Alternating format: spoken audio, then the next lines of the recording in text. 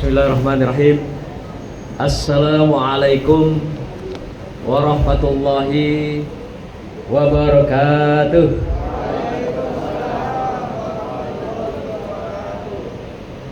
Alhamdulillahillazi arsala rasulahu bil huda wa dinil haq liyushirahu 'alad dini kullih wa kafa billahi shahida. Asyhadu an la ilaha illallah wahdahu la syarikalah wa asyhadu anna Muhammadan abduhu wa rasuluh la nabiyya ba'da. Allahumma shalli wa sallim ala sayyidina Muhammadin wa ala alihi wa sahbihi ajma'in. Izinkan kami berpantun membuka mukadimah orasi kami. Pergi ke pasar membeli kemeja biru indah dipandang mata. Selamat Ananda atas gelar sarjana, hasil juang derai air mata dan doa. Toga dipasang, kehormatan sarjana, ikrar bersama ungkapan setia. Inilah bakti untukmu ayah dan bunda, penebus lelah doa dan air mata. Pakar memberikan apa yang menjadi standar global, kebutuhan anak-anak kita, generasi muda kita yang kita siapkan memasuki dunia global hari ini atau juga dunia digital ini. Dikatakan setidaknya ada 4 kecakapan yang dimiliki oleh anak-anak kita yang harus kita siapkan. Pertama adalah aspek critical thinking. Ada kalanya anak-anak tumbuh berkembang ketika dia, kalau dalam psikologi dikatakan, di bawah tekanan, anak akan menjadi pendiam, anak akan menjadi penakut, anak akan jadi pemalu. Jadi kalau di rumah orang tua serba membentak, jangan begitu, nggak boleh begini, ikuti saja. Kalau ada otoritas orang tua yang sikapnya seperti itu di rumah tangga, akan lahirlah karakter-karakter anak yang pendiam, pemalu, penakut, dan sebagainya. Itu akibat apa? Di rumah dia berada dalam under pressure psikologis, under pressure of mind. Pikirannya, jiwanya, hatinya dalam tekanan. Maka itu dia akan kehilangan idealismenya, dia kehilangan kritikalnya, yaitu protes, bertanya, ingin tahu. Padahal fase kehidupan seorang anak dalam psikologi perkembangan, ada kalanya anak sampai usia sekitar golden age itu lewat, golden age usia 5-6 tahun, itu adalah masa ingin tahunya tinggi sekali. Masa ingin mengalami segala hal, apa yang dilakukan orang dewasa, pengen. Anak perempuan misalnya, yang masih usia 2 tahun, kalau dia nengok emaknya bebedak, pakai lipstick, kemudian dia tengok di mana emaknya lip itu gitu. Ketika emaknya dado, dia pula pakai bedak dengan lipstick itu. Nah, ini identifikasi anak itu. Set identification-nya tinggi sekali, yaitu menyesuaikan diri dengan kepribadian orang dewasa. Maka itu pendidikan modern sejak tahun 90-an sampai 2000-an ini adalah puncak dunia mengapresiasi pendidikan anak usia dini, di mana dunia memberikan ruang kepada anak-anak yang usia golden age ini agar menjadi generasi yang critical thinking-nya itu tinggi. Jadi ingin tahunya tinggi, ingin belajarnya tinggi, bertanyanya tinggi. Ini ciri-ciri anak yang critical thinking-nya tinggi. Dan ini syarat untuk melahirkan generasi yang dikenal dengan generasi global dan digital ini pada abad 21. Yang kedua adalah tagihan yang berkenaan dengan creativity. Anak yang kreatif. Ketika anak berada dalam dominasi orang tua di rumah tangga, tidak ada fairness, keterbukaan, tidak ada komunikasi, apalagi era digital yang berubah gaya hidup tadi, Kadang satu meja pun anak dan orang tua tidak komunikasi. Satu rumah pun kalau mak dan anaknya mau menyapa pakai WA, WhatsApp. Ya, ketika suami ingin diajak makan, bang, yuk makan, nasi sudah siap, pakai WA. Begitu canggihnya generasi hari ini gitu. Apa dak centang perenang ya, lintang pukang rumah tangga dengan pola gaya hidup yang sudah berubah seperti ini gitu. Sehingga tidak ada kehangatan, tidak ada keharmonisan, tidak ada kemesraan hubungan silaturahim keluarga hari ini. Nah, bagaimana mungkin anak kita yang semai dari rumah tangga bisa menjadi anak yang kreatif kalau mereka tidak dirangsang dengan kecakapan, keterampilan, dan pendidikan yang balance dengan kebutuhan kreatif itu. Sama juga di dunia pendidikan, dunia tingkat pendidikan SMA menengah atau juga sampai perguruan tinggi. Maka itu pendidikan hari ini yang diminta adalah bagaimana pendidikan yang menggali kreativitas peserta didik kita agar lahirnya generasi-generasi outputnya dan outcome-nya nanti orang-orang yang kreatif, yang tidak tergantung, yang tidak semuanya minta petunjuk, yang berdasarkan instruksi. Nah, inilah gaya-gaya tagihan bagaimana kesiapan kecakapan generasi-generasi yang akan menghadapi abad 21 ini yang sangat-sangat berubah, berbeda dengan generasi kita yang hidup pada hari ini. Yang ketiga adalah yang ditagih kecakapan abad 21 ini adalah communication skill, kecakapan berkomunikasi. Tentu saja kalau sudah bicara kecakapan komunikasi, apakah bahasa Melayu saja yang kita harus kuasai? Apakah bahasa Indonesia saja yang harus kita kuasai? Lagi-lagi ternyata karena tagihan adalah tagihan dunia global, maka komunikasi menjadi anak globalisasi. Ini diwajibkan ditagih hari ini. Seperti anak-anak kita masuk ke dunia digital, itu semua kan bahasa Inggris. Semua petunjuknya adalah bahasa-bahasa asing. Kalau tidak dari dini dikenalkan bahasa ini, tentu ini akan menjadi adalah masalah problem bagi generasi pada masa akan datang. Hari segini anak-anak kita tidak diajarkan bahasa, tidak diajarkan teknologi yang mumpuni, yang menyiapkan mereka masuk ke era global dan digital ini, maka ini menjadi kendala serius bagi mereka untuk menghadapi zaman-zaman yang penuh tantangan ini ke depan. Bersyukur kita, Menteri Pendidikan Dasar Menengah mengeluarkan sebuah surat keputusan yang mewajibkan 2027 nanti semua lembaga pendidikan diawali dari PAUD wajib belajar bahasa Inggris. Tapi pertanyaannya kok harus 2027 gitu. Padahal negara tetangga kita, ASEAN, katakan misal Malaysia, itu sejak tahun 50-an sudah mengajarkan.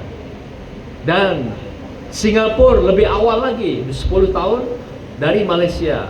Demikian juga Thailand, Brunei. Sehingga mereka memang perkembangan budaya, peradaban, teknologi ini jauh di depan kita semua. Nah, kita baru akan disiapkan keputusan itu untuk dilaksanakan pada tahun 2027. Saya ketemu kemarin salah satu dirjen pendidikan dasar menengah ini, Mas, kenapa kok harus 2027? Kenapa tidak 2026? Kan anggaran kita 2025 disusun, 2026. Nah, ternyata tahun 2026 masih ada tagihan efisiensi ya Pak Ibu sekalian. Belum siap untuk membuat program baru yang digulirkan. Nah, diprediksi insya Allah efisiensi itu 2026 akan kelar. Maka itu 2027 diharapkan normal kembali di dalam pembangunan di bidang ekonomi kita. Nah, kemudian juga SK itu memberikan rambu-rambu bahwa pendidikan kita itu mulai diberlakukan. Insya Allah tahun depan sudah menjadi kebijakan 13 tahun. Artinya PAUD itu sudah dianggap sebagai lembaga pendidikan formal. Sekarang kan prasekolah ya, masih pendidikan yang dianggap tidak pendidikan formal. Nah, tapi mulai tahun depan pendidikan sudah diberikan tagnya adalah pendidikan 13 tahun. Bukan lagi pendidikan 12 tahun. 12 tahun itu kan tamat SMA. Jadi SD-nya sederajat 6 tahun, SMP 3 tahun, SMA sederajat 3 tahun, itu dianggap 12 tahun. Nah, dengan masuknya PAUD, maka jadilah tag pendidikan kita, pendidikan 13 tahun. Nah, insya Allah ini akan berjalan mulai tahun depan, dan PAUD akan menjadi bagian dari pendidikan formal kita. Dan berbahagialah teman-teman guru-guru PAUD yang kalau kita lihat nasibnya lebih buruk dari guru-guru seumumnya. Ya, ada gajinya 200.000, 250.000, ada yang tidak dibayar malah ya. Asal mereka dapat ilmu dan pengalaman saja mengajar. Maka itu kalau kita lihat guru PAUD itu selalu datang dan pergi. Kayak orang pacaran aja gitu ya. Datang dan pergi gitu. Sehingga penderitaan yang besar itu sebenarnya adalah pada jenjang pendidikan PAUD itu, anak-anak kita yang menjadi guru dan juga mengabdi di lembaga ini. Nah, mudah-mudahan ya dengan kebijakan menteri ini, dan itu juga ada fatwa dari presiden, pendidikan kita berubah menjadi 13 tahun. Dan anak-anak kita yang mengabdi di PAUD ini akan insya Allah berubah nasibnya pada masa yang akan datang. Yang keempat, Bapak Ibu sekalian, yang menjadi standar tagihan daripada kecakapan abad 21 adalah collaboration, kolaborasi. Artinya setiap orang ditagih bisa berkomunikasi tadi dan berhubungan dengan orang lain dan memberikan suasana win-win solution. Karena ada juga manajemen itu namanya win-win loss, untung-untung rugi. Tapi yang diharapkan kolaborasi di dunia, baik secara nasional dan global ini, kita ditagih menjadi warga global yang bisa kolaborasi. Artinya kita diminta punya jaringan yang luar biasa. Nah, terakhir ditambah oleh beberapa pakar klasik, demikian juga pakar kontemporer, syarat atau kecakapan ke depan yang dibutuhkan adalah kecerdasan. Kecerdasan apa itu?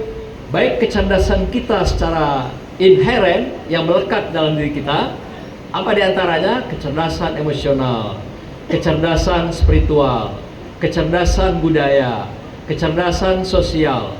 Ini adalah paket-paket kecerdasan yang ada dalam diri kita, yang berpangkalan di akal, dan juga bertumpu, berada dermaganya itu di hati, di kolbi.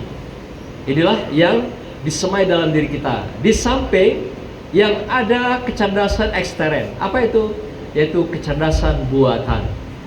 Hari ini adalah era kecerdasan di mana kita semua ditagih bisa mengenal, memahami AI. Bapak Ibu, hari ini AI itu sudah melanda dunia, sudah mendekati sekitar 15.000 jenis. Nah, kita baru kenal paling-paling apa? ChatGPT, ya, DeepSeek itu Cina punya gitu ya. Ada lagi paling Gemini, Meta dan sebagainya. Paling hanya bilangan angka 1 sampai 5. Tapi dunia sudah mengembangkan AI itu, yaitu sampai 15.000 AI. Dan yang paling banyak itu adalah Amerika. Dia hampir menguasai sekitar 40% AI itu Amerika. Cina menguasai 15%. Jadi 55% itu dikuasai Cina dan Amerika. Sisanya dikuasai oleh dunia. Termasuk Indonesia, kita sekarang punya 15 jenis AI. Ada Bapak Ibu sekalian, mungkin kita belum kenal. Tapi AI itu masih didominasi oleh pengusaha-pengusaha besar. Kenapa? Karena mereka butuh itu juga untuk membantu pekerjaan-pekerjaan mereka yang besar. Jadi kalau mereka yang kelompok-kelompok bisnis besar, itu dia bikin AI sendiri gitu. Dia tidak tergantung dengan AI orang lain. Nah, di samping Bapak Ibu sekalian, yang perlu kita waspadai hari ini dunia AI, yang juga dunia jaringan ini adalah para hacker.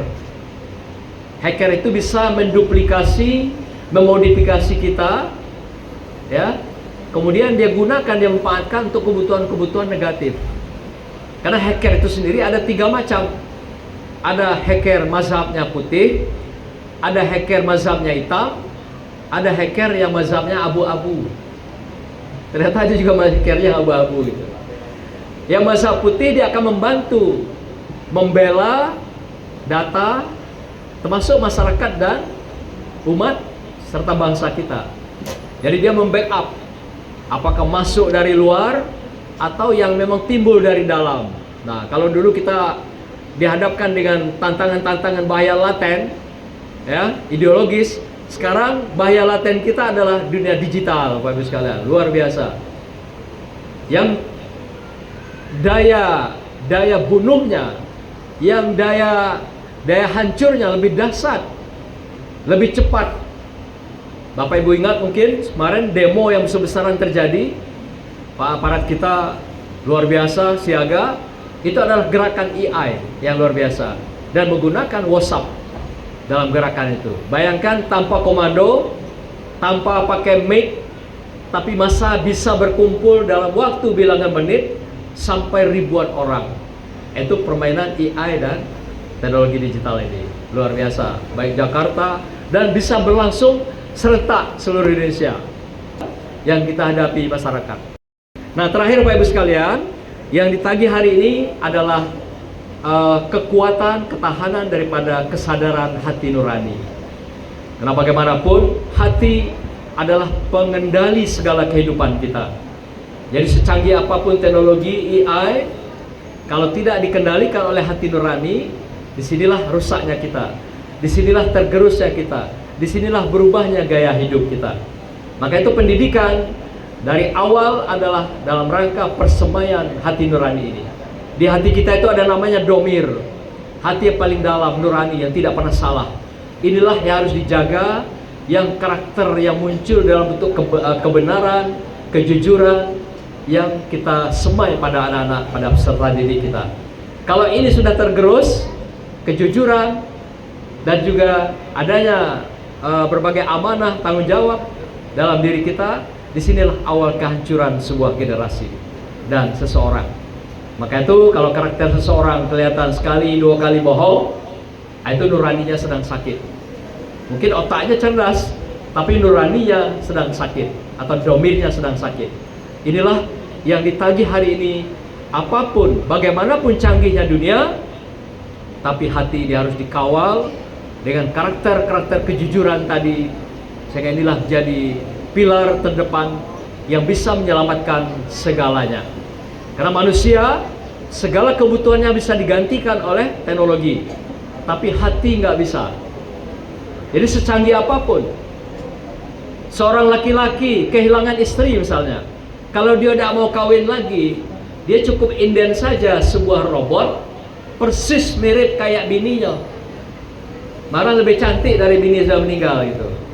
Kalau suami sudah meninggal, istri sudah meninggal, sudah keriput, dia bikin sebuah robot baru persis kayak bininya, suaranya, dan sampai dia bisa menemani tidur, tapi tidak bisa digantikan hatinya. Nah, inilah luar biasanya ciptaan Allah. Semua bisa dibikin oleh manusia, tapi hati, jantung nggak bisa. Itu milik Allah, dan hanya Allah yang tahu, yang bisa bikin. Dia menjaganya, dan dia juga yang mutar balikkan kolbun kita, hati kita itu dalam kehidupan. Barakallah. Wassalamualaikum warahmatullahi wabarakatuh.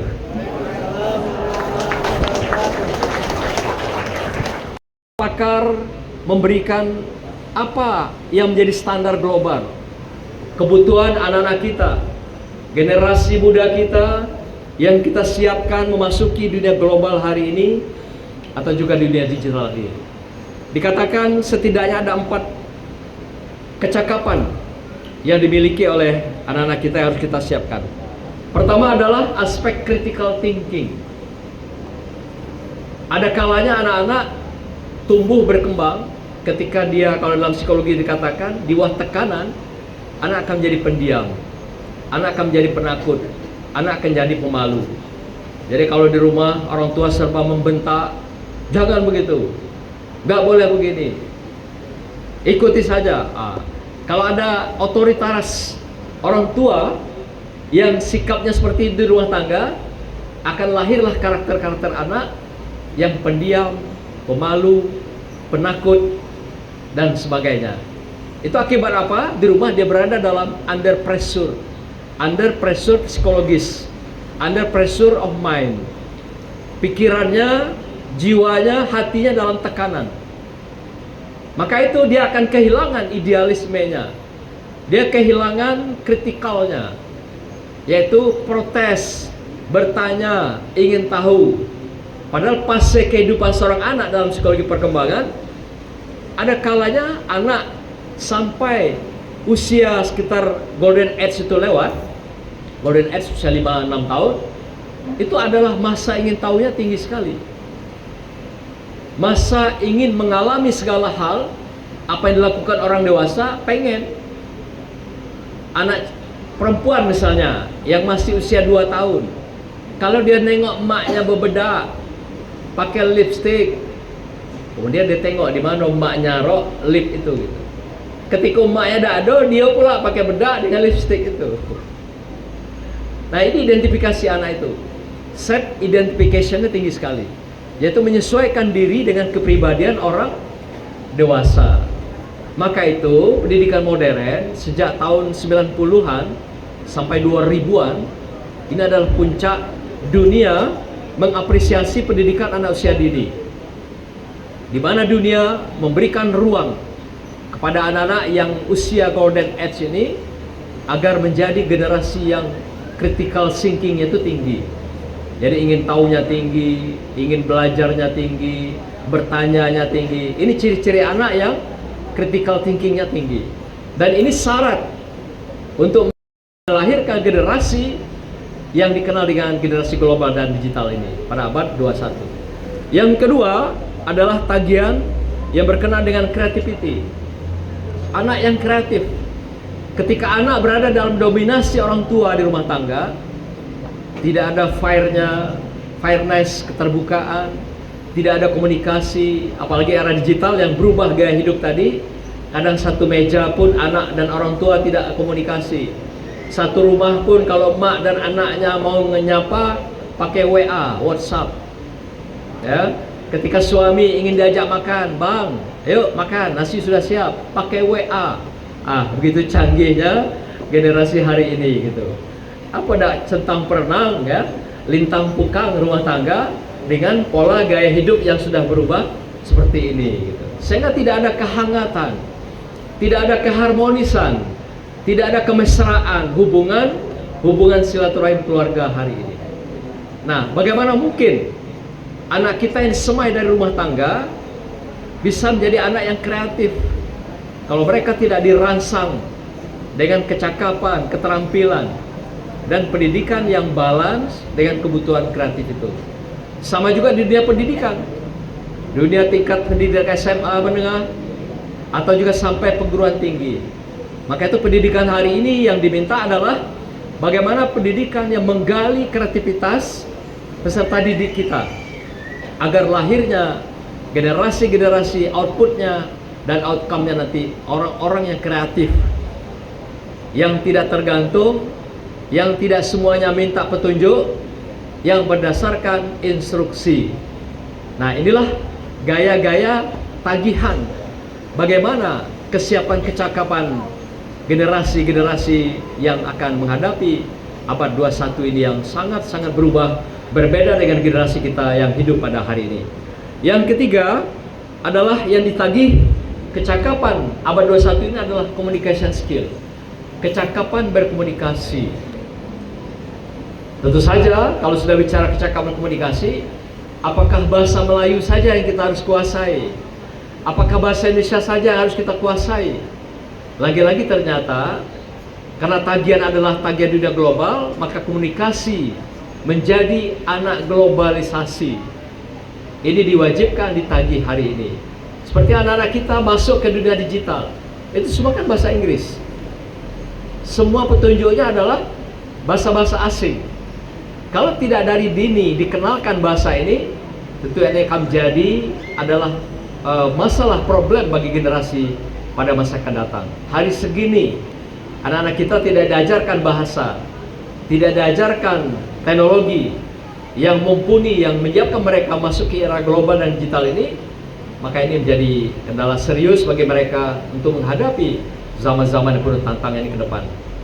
Bersyukur kita Menteri Pendidikan Dasar Menengah mengeluarkan sebuah surat keputusan yang mewajibkan 2027 nanti semua lembaga pendidikan diawali dari PAUD wajib belajar bahasa Inggris.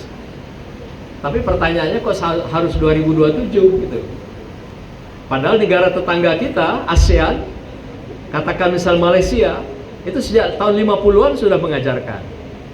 Dan Singapura lebih awal lagi, 10 tahun dari Malaysia. Demikian juga Thailand, Brunei. Sehingga mereka memang perkembangan budaya, peradaban, teknologi ini jauh di depan kita semua. Nah, kita baru akan disiapkan keputusan itu untuk dilaksanakan pada tahun 2027. Saya ketemu kemarin salah satu dirjen pendidikan dasar menengah ini, Mas, kenapa kok harus 2027? Kenapa tidak 2026?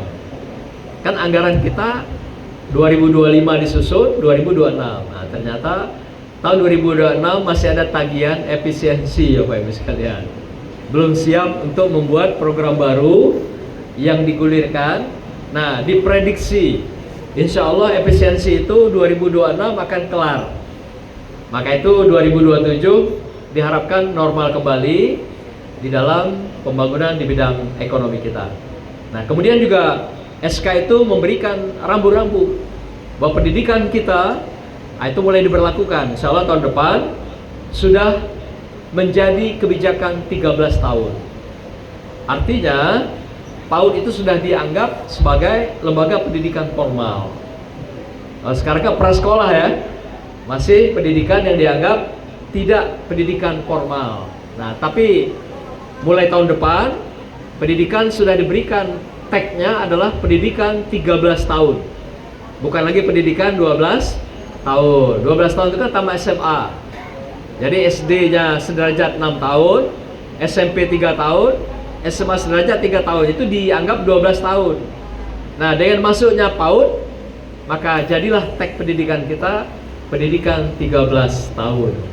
Nah, insya Allah ini akan berjalan mulai tahun depan, dan PAUD akan menjadi bagian dari pendidikan formal kita. Dan berbahagialah teman-teman guru-guru PAUD yang kalau kita lihat nasibnya lebih buruk dari guru-guru seumumnya. Ya, ada gajinya 200.000, 250.000, ada yang tidak dibayar malah ya. Asal mereka dapat ilmu dan pengalaman saja mengajar. Maka itu kalau kita lihat guru PAUD itu selalu datang dan pergi. Kayak orang pacaran aja gitu ya. Datang dan pergi gitu. Sehingga penderitaan yang besar itu sebenarnya adalah pada jenjang pendidikan PAUD itu, anak-anak kita yang menjadi guru dan juga mengabdi di lembaga ini. Nah, mudah-mudahan ya dengan kebijakan menteri ini, dan itu juga ada fatwa dari presiden, pendidikan kita berubah menjadi 13 tahun. Dan anak-anak kita yang mengabdi di PAUD ini akan insya Allah berubah nasibnya pada masa yang akan datang. Yang keempat, Bapak Ibu sekalian, yang menjadi standar tagihan daripada kecakapan abad 21 adalah collaboration, kolaborasi. Artinya setiap orang ditagih bisa berkomunikasi tadi dan berhubungan dengan orang lain dan memberikan suasana win-win solution. Karena ada juga manajemen itu namanya win-win loss, untung-untung rugi. Tapi yang diharapkan kolaborasi di dunia, baik secara nasional dan global ini, kita ditagih menjadi warga global yang bisa kolaborasi. Artinya kita diminta punya jaringan yang luar biasa. Nah, terakhir ditambah oleh beberapa pakar klasik, demikian juga pakar kontemporer, syarat atau kecakapan ke depan yang dibutuhkan adalah kecerdasan. Kecerdasan apa itu?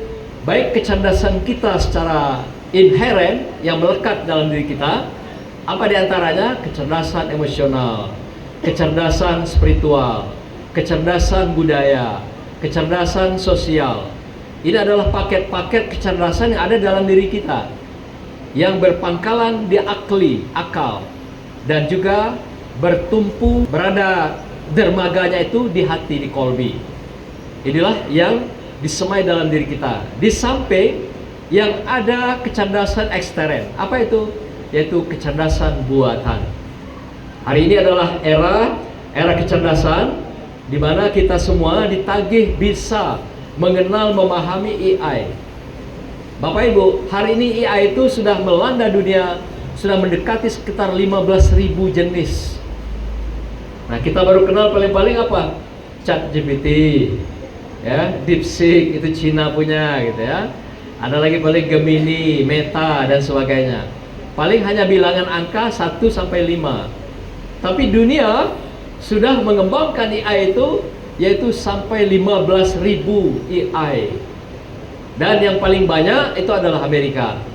Dia hampir menguasai sekitar 40% AI itu Amerika. Cina menguasai 15%. Jadi 55% itu dikuasai Cina dan Amerika. Sisanya dikuasai oleh dunia. Termasuk Indonesia, kita sekarang punya 15 jenis AI. Ada Bapak Ibu sekalian, mungkin kita belum kenal. Tapi AI itu masih didominasi oleh pengusaha-pengusaha besar. Kenapa? Karena mereka butuh itu juga untuk membantu pekerjaan-pekerjaan mereka yang besar. Jadi kalau mereka yang kelompok-kelompok bisnis besar, itu dia bikin AI sendiri gitu. Dia tidak tergantung dengan AI orang lain. Nah, di samping Bapak Ibu sekalian, yang perlu kita waspadai hari ini dunia AI, yang juga dunia jaringan ini adalah para hacker. Hacker itu bisa menduplikasi, memodifikasi kita, ya. Kemudian dia gunakan, dia manfaatkan untuk kebutuhan-kebutuhan negatif. Karena hacker itu sendiri ada 3 macam. Ada hacker mazhabnya putih, ada hacker mazhabnya hitam, ada hacker yang mazhabnya abu-abu. Ternyata ada juga hackernya abu-abu gitu. Yang mazhab putih dia akan membantu membela data termasuk masyarakat dan umat serta bangsa kita. Jadi dia membackup apakah masuk dari luar atau yang memang timbul dari dalam. Nah, kalau dulu kita dihadapkan dengan tantangan-tantangan bahaya laten, ya, ideologis. Sekarang bahaya laten kita adalah dunia digital, Bapak Ibu sekalian, luar biasa. Yang daya bunuhnya, yang daya hancurnya lebih dahsyat, lebih cepat. Bapak Ibu ingat mungkin kemarin demo yang besar-besaran terjadi, Pak aparat kita luar biasa siaga. Itu adalah gerakan AI yang luar biasa dan menggunakan WhatsApp dalam gerakan itu. Bayangkan tanpa komando, tanpa pakai mic, tapi massa bisa berkumpul dalam waktu bilangan menit sampai ribuan orang. Itu permainan AI dan teknologi digital ini luar biasa. Baik Jakarta dan bisa berlangsung serentak seluruh Indonesia yang kita hadapi masyarakat. Nah, terakhir Bapak Ibu sekalian, yang ditagih hari ini adalah kekuatan, ketahanan daripada kesadaran hati nurani. Karena bagaimanapun, hati adalah pengendali segala kehidupan kita. Jadi secanggih apapun teknologi AI, kalau tidak dikendalikan oleh hati nurani, disinilah rusaknya kita, disinilah tergerusnya kita, disinilah berubahnya gaya hidup kita. Maka itu pendidikan dari awal adalah dalam rangka persemaian hati nurani ini. Di hati kita itu ada namanya domir, hati yang paling dalam, nurani, yang tidak pernah salah. Inilah yang harus dijaga, yang karakter yang muncul dalam bentuk kebenaran, kejujuran, yang kita semai pada anak-anak, pada peserta didik kita. Kalau ini sudah tergerus, kejujuran, dan juga adanya berbagai amanah, tanggung jawab dalam diri kita, disinilah awal kehancuran sebuah generasi dan seseorang. Maka itu kalau karakter seseorang kelihatan sekali, 2 kali bohong, itu nuraninya sedang sakit. Mungkin otaknya cerdas, tapi nuraninya sedang sakit, atau domirnya sedang sakit. Inilah yang ditagih hari ini. Apapun, bagaimanapun canggihnya dunia, tapi hati dia harus dikawal dengan karakter-karakter kejujuran tadi, sehingga inilah jadi pilar terdepan yang bisa menyelamatkan segalanya. Karena manusia, segala kebutuhannya bisa digantikan oleh teknologi, tapi hati nggak bisa. Jadi secanggih apapun, seorang laki-laki kehilangan istri misalnya, kalau dia tidak mau kawin lagi, dia cukup inden saja sebuah robot, persis mirip kayak bininya, malah lebih cantik dari bini sudah meninggal gitu. Kalau suami dah meninggal, istri dah meninggal, udah keriput, dia bikin sebuah robot baru persis kayak bininya, suaranya, dan sampai dia bisa menemani tidur, tapi tidak bisa digantikan hatinya. Nah, inilah luar biasanya ciptaan Allah, semua bisa dibikin oleh manusia, tapi hati, jantung nggak bisa. Itu milik Allah, dan hanya Allah yang tahu, yang bisa bikin. Dia menjaganya, dan dia juga yang putar balikkan kolbun kita, hati kita itu dalam kehidupan. Barakallah. Wassalamualaikum warahmatullahi wabarakatuh.